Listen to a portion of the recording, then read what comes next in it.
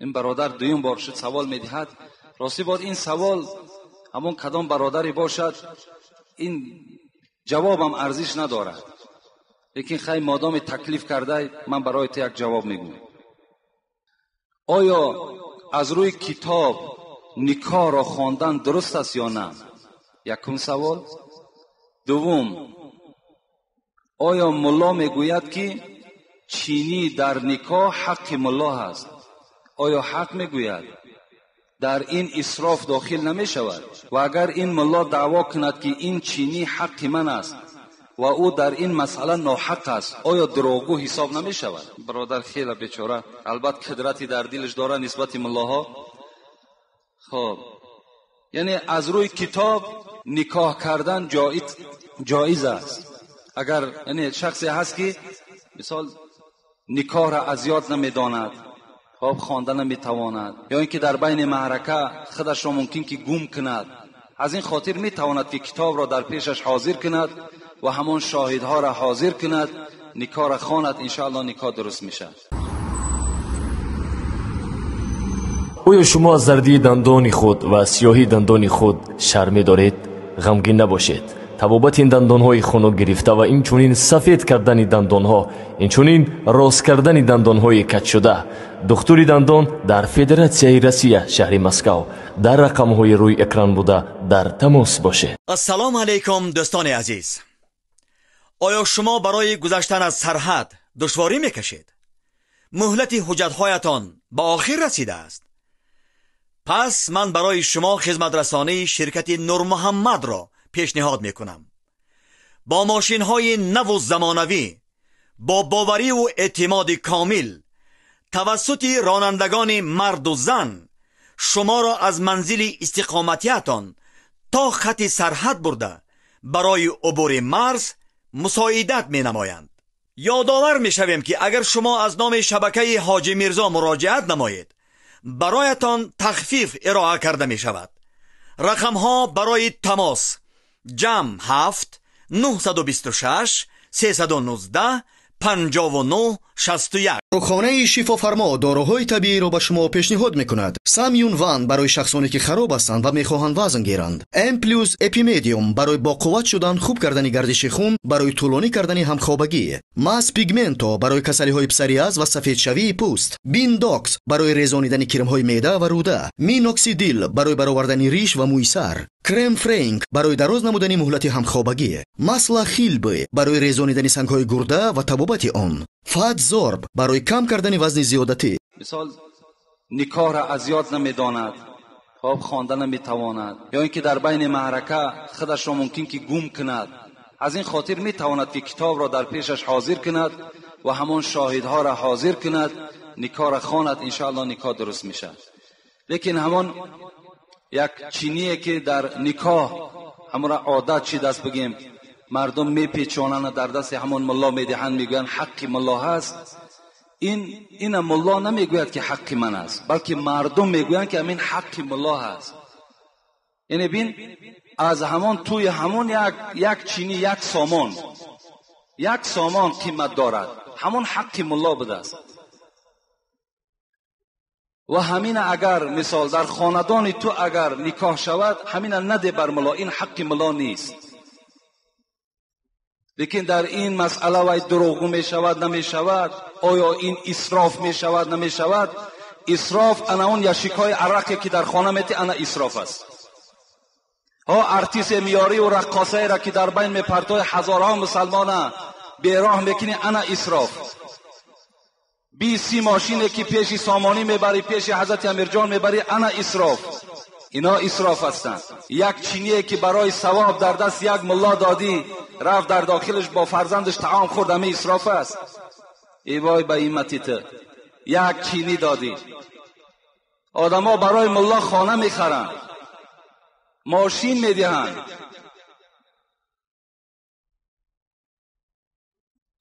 اسراف شده است. اسراف در پیشت است، اسراف تماشا کن.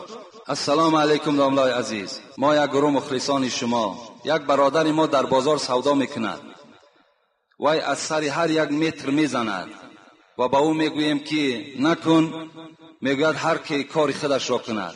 خوب میشد در باب این مسئله سخن میگفتید. اعوذ بالله من الشیطان الرجیم. یعنی این برادر شکایت کردن که از سر متر گزوارهایی که میفروشند یعنی حق برادر را میخورده است، یا از سر کیلا، یا فریب یک برادر مؤمن. وقتی پیغمبر خدا به مدینه آمدن، در مدینه سوره مطففین نازل شد. یعنی در مدینه مردم مدینه بی نهایت در ترازو بیرحم بودند و حق مردم میخوردند. و این سوره مطففین یعنی سبکگیرها، سبک دهندگان گفتگی آیت است. من میخواهم همین برای بعض برادران که سوداگر هستند یعنی گوش اندازند که خدا برای آدمهایی که از متر یا از مثال کیلا میزنند، یا امروز در بنزین‌های ارزان عررش میکنند، یا در سرالکه ها دیگر چیزها را عررش میکنند، خداوند چی میگوید؟ این مطففین به همش تعلق دارد. ویل للمطففین. خدا میگوید وای به حال آن کسانی که حق برادر را میخرند، چه از کیلا باشد، چه از متر باشد، خب چه از شیر را به آب عررش کردن باشد، همه اینا داخل هستند، همه اینا خیانت هستند. خدا میگوید وای بر حالشان، ویل بر حالشان. ویل مفسران میگویند این یک چاه است در بین وادی دوزخ، که دوزخ با این قدر قهر و غضب باز از این دره ویل میترسد و به سوی خداوند هر روز میگوید 70 بار پناه طلب میکند که خدایا گرمی همین ویل را به نزد من نیار. دوزخ میترسد. همین ویل برای آن کسانی هستند که در دنیا حق برادر مؤمن میخرند. الذين اذا اكتالوا على الناس يستوفون. خدا میگوید همین کمگیرها یعنی حق خورها کسانی هستند که وقتی که برای خود میگیرند پره میگیرند. یعنی ببین امروز دهقان وقتی به بازار می آید، از او وقتی محصولات دهقانیش همان سوداگر میخرد، دانه به دانه حساب میکند، کیلا به کیلا میگیرد. اگر گازوار باشد متر به متر حساب میکند، اگر بنزین باشد لیتر به لیتر حسابش میکند. خدا میگد اینها میگد همین گروه هستند که دانه به دانه حساب میکنند. و اذا کالوهم او وزنهم یقصرون. لیکن وقتی که اگر سودا کنند در ترازو خیانت میکنند، در سودای خود خیانت میکنند. حق برادر چه از کیلا و چه از متر و چه از لیتر و از هر کدامش چیکار میکنند؟ میخرند. در دوام خداوند چی میگوید؟ الا یظن اولئک انهم مبعوثون لیوم عظیم یوم یقوم الناس لرب العالمین. خدا میگوید که ای سوداگرهایی که حق مردم میخرین، ای سوداگرهایی که از متر حق مردم میخرین و دیگر سوداگرهایی که حق مردم میخرین، الا یظنون. مفسران میگویند این قسم است.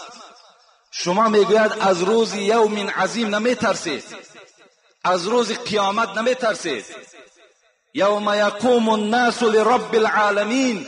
این خدای شما را ای سوداگرها راست میکند و حق آن برادرهایی را که خوردید اونها را پیش شما دا حاضر میکند و خبر میدهد که تو درک نداشتی، انا همین کثافت حق تو را خورده بود، از این ثواب بگیر. در اون حالت ما دیگر متر نمیگیریم، ما کیلای خوردگی اون نمیگیریم، بلکه از ثوابش چیزی میگیریم. برای ما اون حالت فقط ثواب در کار، ثوابهاش میگیریم.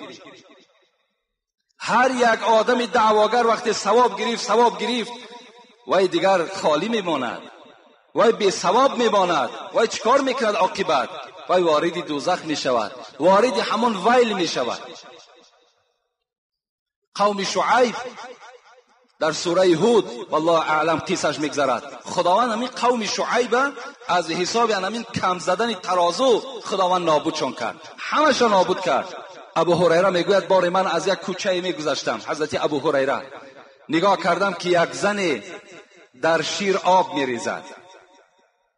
گفتم ای مادر این چه عمل است که تو انجام میدهی؟ گفت بسیار فقیر هستم. ای دوستی خدا گفت میخواهم که همین اندازش زیاد کنم تا که امروز یک پیسه زیادتر پیدا کنم تا زندگی من بهتر شود. ابو هریره غمی او را نخوردن. گفتن ای مادر وای به حالت که همین کاسه شیر را خداوند روز قیامت در پیش تو میگذارد و به تو امر میکند که شیر را از آب جدا کن. جدا کردن میتوانی؟ نمیتوانی. المسلم اخو المسلم لا یظلموه ولا یخونوه ولا یکذبوه. کل المسلم علی المسلم حرام عرض و مال و دم. پیغمبر خدا میگه مسلمان برادر مسلمان است. باید مسلمان خیانت نکند.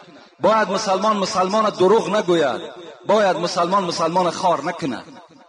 پیغمبر میگوید که آبروی مسلمان بر شما حرام است، مال مسلمان بر شما حرام است، حق او بر شما حرام است. مادام حرام باشد وای برادری تو باشد، این چی گونه مناسبت است؟ در دوره های پیغمبر میگوید یک صحابه بود به نام جلیل جبری، بار غلام خود امر کرد که این غلام گفت از بازار برای من یک اسب بخر. آن خدمتگار آمدن، جلیل جبری را خدمتگارش آمدن یک اسب خوب را دیدن. گفتند چند ارزش دارد؟ گفتند چند میخری؟ گفتند چند ارزش دارد؟ گفت 400 درهم ارزش دارد. گفت بنچگیر نزد مولای من میرویم و حق پول شما را مولای من میدهد. مسلمان ببینین، وقتی که این خدمتگار همراه این فروشنده به نزد سردار این خدمتگار آمدن، خدمتگار به اسب نظر کرد، گفت به چند میدهی؟ گفت 400 درهم. گفت دوست می‌داره که من 500 درهم به تو دهم. میگوید این فروشنده حیرت دماندن، گفتن 600 درهم به تو میدهم. گفتن من تعجب میکنم، در عمر خود یاد ندارم که خریدار نرخ را بردارد. گفتن اگر بر من اجازت دهی من به تو 800 درهم میدهم و این اسب را از تو خریداری میکنم. قسم به خدا گفتن این اسب تو 400 درهم نه بلکه در بازار ارزش 800 درهم را دارد و من با پیغمبر خدا عهد بستم که در هیچ معامله نادرست رفتار نمیکنم، عهد شکنی با پیغمبر خدا نمیکنم. ببین چگونه عهد میبستند، چگونه یک غم مسلمان میخوردند. این است برادری. امروز ما و شما حقش هم میزنیم، باز مال ما نقص دارد، نقص مال هم بیان نمیکنیم، نمیگیم که همین مالی ما نقص دارد، بلکه چی میگویم؟ از اون برادران نخر که از اونا عیب دارد، از من بخر. امروز حال بازار به همه ما و شما آشنا هست، لیکن خوش به حال همون برادرانی که انصاف دارند، خوش به حال همون برادرانی که سودای درست میکنن، حق برادرشون نمیخرن. انشاءالله همون کمی که شما میابین همون کم برای شما در روز قیامت فایده آور است از اونی که تو امروز 100 سامان میابی لیکن فراموش نکن که وای تو آرام نمیخری. اون حق برادر چیزی نیست که تو را آرام گذارد، یا کثافتی وای در خودت میزند، یا در عائلت میزند، یا در فرزندت میزند، یا در مالت میزند. اینش هم فراموش نکن. داملای محترم، در معرکه‌ای که ما را با سبب سطر داشتنمان طعنه کردن و گفتند که مادام سطر میکنید به معرکه ما نآیید، زن سال خورده مرا طعنه کرد. با احترام خواهر ایمانی شما. دوم شخص عرق می نوشد و باز نماز می خواند، حکم وی در شریعت چی است؟ این سوال دومش معلوم است. کسی عرق می نوشد نماز می خواند، یعنی این مسخره کردن بر اسلام است، مسخره کردن بر مسلمان ها هست. بهتر و خوبترش همین است که اون بدبخت نماز نخواند. یعنی بین خداوند در قرآن میگوید قد افلح المؤمنون، به تحقیق نجات یافت. سوره مؤمنون به تحقیق نجات یافت مؤمن ها، همه مؤمن ها نه. کدام مؤمن ها؟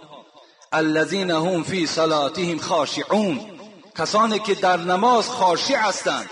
خاشع را مفسران میگه که نرم دل هست، ترس در وجودش هست. انا همان مؤمن ها در نزد خدا نجات یافتگی هستند. وقتی وای عرق می نوشد کجا دل وای نرم هست؟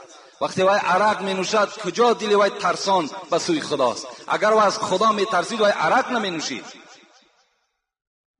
زیرا خدا امر میکند شما عرق ننوشین. و این خواهری که از ما التماس کردند که در معرکه‌ای که با سطر می رویم برای ما زنهای سال خورده میگویند که در معرکه ما اشتراک نکنید مادامی که شما ساتر دارید. من این سوال بار جواب گفته بودم، خیلی جمعه پیش بود، لیکن باز میگویم که کلان سالی ندارد اعتباری، کلان عقلی بود مقبول باری. عطای فضل حق عقل است توفیق، به فرمان خداوندی موافق. کلانی خواهی رو معنی طلب کن، نه اینکه دل بریش و موی لب کن. که روح در ازل قالو بلا گفت، تنت در بستری شیطان چرا خفت. این مولوی میگد ای کمپیر بدبخت، ای خدا زده ای که این دختری تو حکم قرآن به جا آورده ایستاده است. این تو وقتی طعنه میکنی روحی تو در عالم ارواح گفته بود. چی گفته بود؟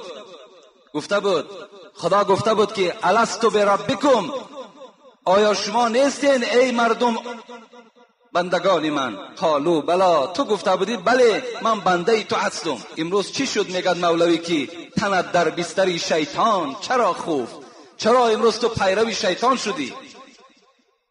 اون وسواسی که اون کمپیرها و اون موسفیدها و اون جوانهایی که برای دخترهای با سطر این گونه ملامت ها میکنن، این وسواس شیطان است که در وجود این کمپیرها جایگیر کرده است. تا جایی که دعا کنی در حقش که خوش به حالت دختر عزیز که این کار خیلی خیر انجام دادی و خودت از همین دخترت عبرت گیری، از همین خواهر عبرت گیری. این کلمات مانده، این راه مانده، تو طعنه میکنی. تو چی را طعنه میکنی؟ آیات قرآن، احادیث های پیغمبر خدا را طعنه میکنی؟ کسانی که به خدا قسم به حرمت همین قرآن مکرم و معظم، در همین قرآن سوره وجود دارد به نام نور که یک طایفه بنی تمیم میگفتند پیش پیغمبر خدا آمدند، پیش حضرت عایشه آمدند و در بدنشان لباسهای بی سترانه داشتند. عایشه صدیقه مادر مؤمنها زنها را شفاعت میکردگی، نه این کمپیری بدبخته، همان زنهای با ستر. عایشه چی گفتند؟ لم تؤمن امرأة بصورة نور من تلبس هذا. ایمان ندارد، گفت حضرت عایشه، همان زنی که این گونه لباس میپوشد آیا از سوره نور درک ندارد؟ آیا خدا در سوره نور چی خبر میدهد؟ میگوید باید که زنها با ستر باشند، زنها باید بالای سر رویمال داشته باشند، پیشهای بری بسته داشته باشند، پاچه های دراز داشته باشند، آستین های دراز داشته باشند. این حکم خداست. کسانی که با این سخنها پیرو میشن قسم به خدا آنها از شیطان دیده بدتر هستند. چون این نقل است اندر ساعت نور. لیکن من به این خواهرها چی میگویم؟ میگویم حضرت مولوی بسیار یک تسکین خوب دادن. گفتن محبان خورده صدسنگی ملامت، تو کی میمانی ای سالک سلامت. این دوستان خدا چی جفاها کشیدن. این زنهای راه اسلام در حالت سطر داشتن، در حالت دعوای اسلامی اونها به شهادت رسیدن، چه عذابها کشیدن. تو میگوید وقتی که با سطر میگردی تو به طعنه میمانی؟ نه، به طعنه نمیمانی. تو را اینها سنگ میزنن، تو را اینها ملامت میکنن.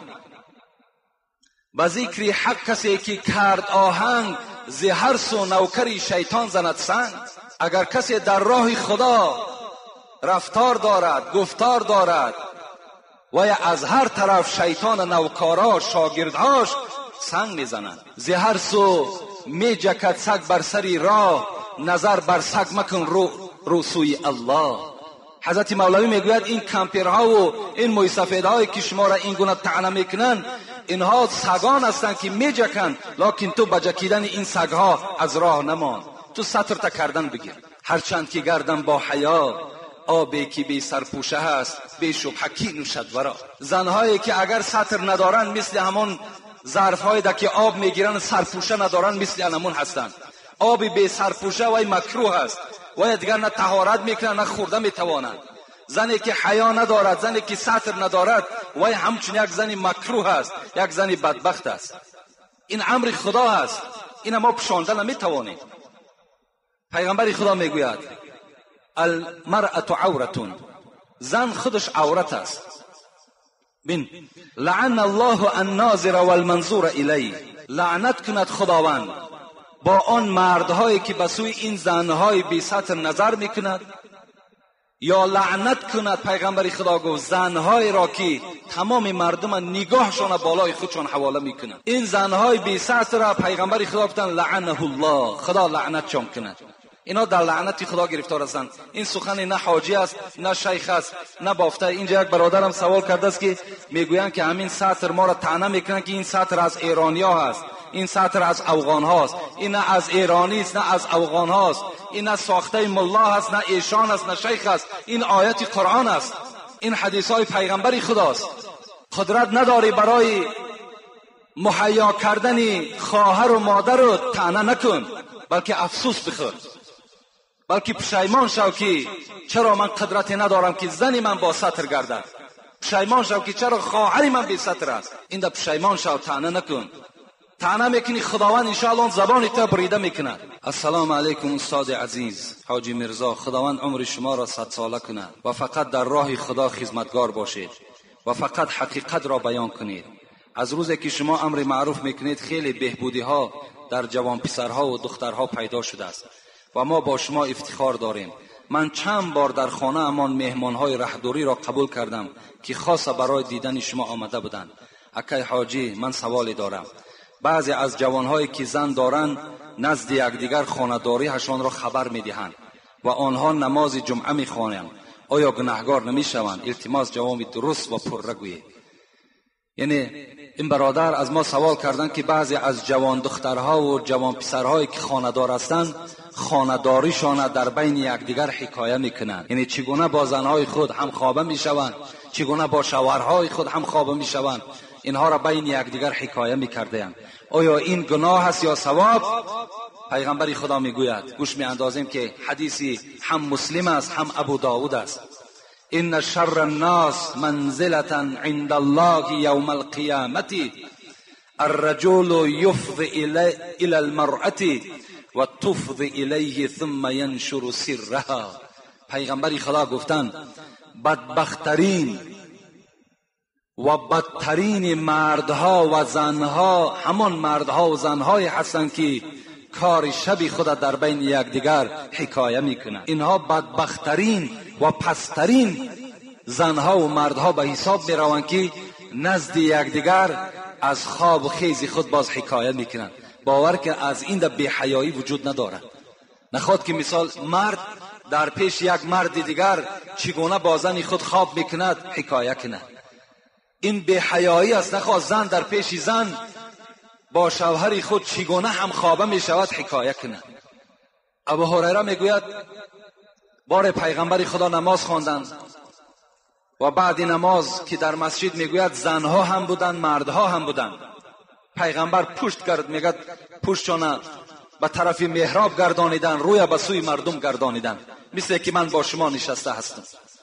گفتند ای مردهای امتی من، آیا در بین شما مردهای وجود دارد که همخوابگی خود در بین مردها حکایه کنند؟ ابو هریره میگوید این سوال پیغمبر کردند، تمام مردها خف ایستادند، خاموش ایستادند، کسی از جا نخیست. باز اعلان کردند ای زنهای امتی من، زنها هم در مسجد بودند، ای زنهای امتی من، آیا در بین شما کسانی هستند که چگونه با شوهرهای خود خواب میکنند در بین زنها حکایه کنند؟ میگوید ابو هریره میگوید از بین دخترها دختری کعاب سری زانو خیست و گفت ای پیغمبر خدا، قسم به خدا که در بین زنها گفت زنهای وجود دارد که سیری خدا همخوابگی خدا در بین یکدیگر حکایه میکنند و قسم به خدا در بین مردها هم وجود دارد. گفت پیغمبر گفتند اگر گفت این معامله در بین شما باشد، تصور کنید که مثال شما به چی مانند است؟ به مثالی که شیطان در بین راه با زن خود همخوابه می شود که تمام مردم آنها را نگاه می کنند. چند قدر گناهگار می شوند.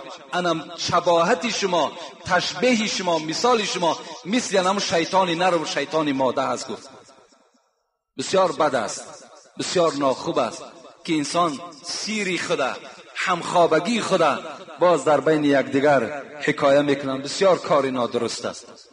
آخران جواب انشاءالله میگوییم و دعا میکنیم. السلام علیکم داملای عزیز و مهربان اکای حاجی میرزا مراد. من یک مخلص دائمی شما میباشم که نماز جمعه را در مسجد شما میخوانم. از شما خواهش دارم با این سوال من جواب درست دهید. من از ماه ایون سال گذشته صاحب $800 شدم. تا امسال این پول زیاد هم شده است. میخواستم زکات این را همین ماه بدهم و یک دادر دارم 4 سال می باشد که بیماری پادرد یعنی رادیکولیت است. او طالب علم مسجد داملا محمد الله می باشد. من زکاتم را به او دهم می شود. در یک خانه زندگی میکنیم. در آخر از شما خواهش دارم که در حق او دعا کنید الله به او شفا دهد. التماس. تا اینجا باز یک جواب یک سوال دیگر در باب ناس و سیگارت گفته است. انشاءالله ما جواب اینها را گفته بودیم که از پشت ناس و سیگارت یک آدم میگوید در راه همون گیری همون سیگارت در دادن شده است و سر خود پس در حالت ماشین هی کردن که یک کودک زده است. یعنی این جوان میگوید که من همینجا کثافتی ناس و سیگارت حس کردم که همان سبب شده این کودک زیر ماشین ماند. البته ما از کثافتی ناس و سیگارت به شما خبر داده بودیم که هیچ نیکبختی برای شما ندارد. لیکن سوال اولی که زکات برای دادر خود دهد البته اولا و افضلم همین است که همین برادر همون زکات خودش با همین دادری که بیمار است به این دهد تا که وی رفته طبابت کند. انشاءالله این ده ثواب زیاد میگیرد. یعنی بین دادر و بین اکا، بین خواهر و بین اپا، بین دادر و بین خواهر و اپا، یعنی دادن زکات، عشر، صدقه فطر جایز است. لیکن دادن زکات و صدقه فطر و عشر بین پدر و بین فرزند و بین فرزند و پدر و مادر جایز نیست. بین دادر و خواهر و اپا یعنی زکات هاتون شما میتونین کتین. امروز از همه ده باز افضلتر برادرایی که به دولت هستین شما آگاه باشین که امروز در کولاب میخواهند که یک کلیسای بنا کنن. این علکه پیشنهاد شده است و البته حکومتدارای ما و شما هم نمیخواهند، لیکن خاتمش هم بی نهایت ناخوب است. در یک خانه تصور کنید که یک برادری تو نصرانی می شود و تو اسلامی هستی، شما دیگر در یک خانه زندگی کرده نمی توانید. کار کنید برادرهایی که با دولت هستین از سر 100 سامانی در یک ماه گذر کن. برای یک همسایه 2 همسایه فقیر و بیچاره‌ای که داری برای همون یک قابچه‌ای که یهودی میدهش یک قابچه آرد است یا 1 کیلو روغن است که همه با پوری میکروب است. همه ما و شما را کسلی کردیم، روز بیماری کرد. همونها را شما خود خرید کنید در دست همون بیچاره ها دهین.